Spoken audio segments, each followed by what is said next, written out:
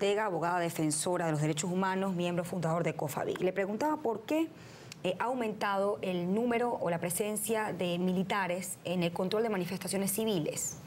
Y si eso marca la diferencia en el tipo en que se controla o se reprime una manifestación. Bueno, especialmente porque en Venezuela no hay mecanismos de control de orden público adecuados al respeto de los derechos humanos y de las garantías de los derechos humanos. ¿Cuál es el primer principio que obliga a los estados democráticos para atender tipos de situaciones de control de orden público? Que sea controlada por las policías, por civiles. Eso ha sido endémico en Venezuela, no es nuevo, lo vimos en el año 89, cuando el Caracazo. Posteriormente, COFAVIC lo documentó en el 92 también, a raíz del golpe de Estado. Está la masacre del retén de Katia, por ejemplo, un caso histórico que nosotros llevamos en Venezuela. Y bueno, y luego en las desapariciones forzadas en Vargas. La Constitución es muy clara sobre esta materia. La Constitución nuestra del 99 establece que todas las funciones de seguridad deben ser conducidas por organismos policiales civiles. Eso es una premisa y una obligación y un principio que marca la Constitución y que debe ser obedecido. Lamentablemente, las hojas de ruta que se han marcado luego de casos tan importantes como los que he nombrado no han sido atendidos y hoy día todavía en Venezuela no se tienen planes de control de orden público que sean compatibles con los derechos humanos. Fíjese, es interesante un poco establecer el rol de que protesta y el deber que tienen los cuerpos de seguridad y el Estado de mantener el orden público, ¿no? Le he hecho esta pregunta a casi todos mis invitados esta semana. ¿Cómo se puede balancear o tener un equilibrio entre lo que es el derecho a la protesta, que es un derecho constitucional, el derecho a la libertad de tránsito, que es un derecho pues, de todos los ciudadanos, y el deber que tiene el Estado de resguardar el orden público, mantener el orden público y también garantizar la paz del país? Allí, ¿cómo cada uno puede ejercer un rol para efectivamente la gente pues muestre que quiera mostrar un descontento, lo haga en el marco de lo que sea pacífico y el que reprime lo haga enmarcado en los derechos humanos? ¿Eso es posible? Totalmente, eso ocurre en muchos países, no solamente en los nórdicos, como pueden ser Suecia, Finlandia, sino en Costa Rica, más cerca de nosotros. Lo que tiene que ocurrir es que el Estado tiene la responsabilidad, que no la puede transmitir a ningún particular, de respetar los derechos humanos y de garantizarlos. Protestas ocurren en cualquier parte del mundo, unas protestas tienen que estar enmarcadas y para eso la sociedad democrática también tiene que ser vigilante en ese sentido, en que sean pacíficas. Es muy importante que se puedan debatir ideas y quizás la estructura más fuerte que tiene la democracia, su columna vertebral es justamente el derecho a manifestación, de libertad, de expresión, de información y por lo tanto el ejercicio de ese derecho no puede estar vedado. Ahora, obviamente, para poder ejercer ese derecho tiene que hacerse de manera pacífica, pero tampoco pueden protestas que derivan en algunas situaciones de violencia, que obstaculizan el tránsito, etcétera, protestas que son con palos, con piedras, etcétera, o quemando caucho, tampoco pueden enfrentarse con balas, pueden enfrentarse con bayonetas ni con tanquetas.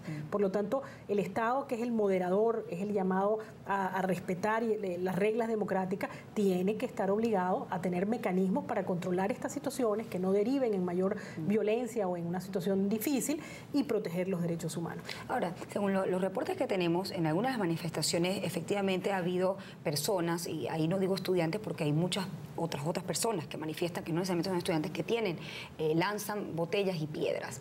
La respuesta a este tipo de acción, ¿cómo debería ser enfrentada? Esa es una pregunta. Y la otra, también pudiese haber gente dentro de las protestas de la oposición armada. En ese caso, ¿cómo tendría que actuar? Todos los mecanismos están establecidos en los estándares de Naciones Unidas, en la normativa interna. Tienen que actuarse proporcionalmente.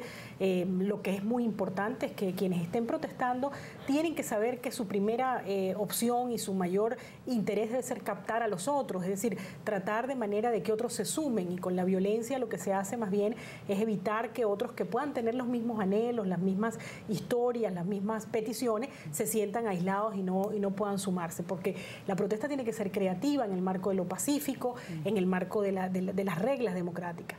Y por el lado del Estado, bueno, el Estado tiene que tener mecanismos de investigación, de inteligencia, de disuasión para evitar que infiltrados, violentos, etcétera, puedan generar una situación que comprometa la paz pública. Pero eso tiene que ser en el marco democrático, porque eso es lo que diferencia una democracia de una dictadura. El hecho de que los mecanismos que se establecen, que se desarrollan, sean en el marco de los derechos humanos. Una dictadura controla controla el orden público y controla a sus ciudadanos a través de mecanismos aislados de la Constitución, aislados de los estándares de derechos humanos. Entonces los estados democráticos están obligados a dialogar, a tratar de no escalar el conflicto, por ejemplo, los discursos oficiales tienen que ayudar a que, porque el liderazgo más importante en esto lo tiene el gobierno, lo tiene el Estado, y ellos tienen que dar el ejemplo para evitar que la situación escale, para que la situación progrese en algo que ninguno de los venezolanos puede querer. Entonces yo creo que es muy importante que tanto los factores políticos de oposición, los dirigentes, la sociedad en general y por supuesto el gobierno entiendan que lo que está en juego es Venezuela. Ahora, ¿cómo se maneja cuando trasciende lo que es la protesta social por la inseguridad, por el desabastecimiento, por la escasez, distintos motivos por los que alguna buena parte del país protesta?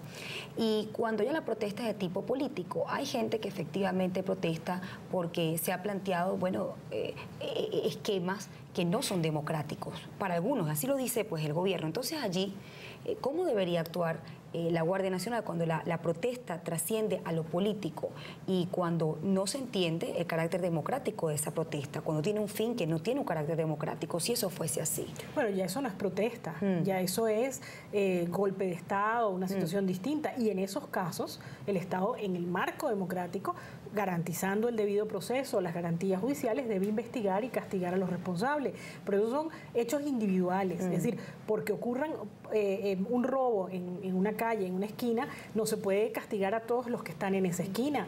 La protesta siempre va a ser política, siempre va a tener unas reivindicaciones, un descontento. La democracia supone la contradicción, es decir, ¿cuál es, digamos, el elemento que define de manera más visible la democracia? El que la gente puede tener pensamientos plurales, que yo puedo existir a pesar de que pienso distinto. Y en ese sentido, los estados democráticos tienen que prepararse para eso y tienen que tratar de conversar con todos los lados. Todas las opiniones son válidas siempre y cuando, por supuesto, estén en el marco del ejercicio democrático. Si hay individualidades que no están en ese ejercicio, bueno, deben ser investigadas garantizándoles el debido proceso, las garantías judiciales mínimas y, por supuesto, tratando de neutralizar esa situación.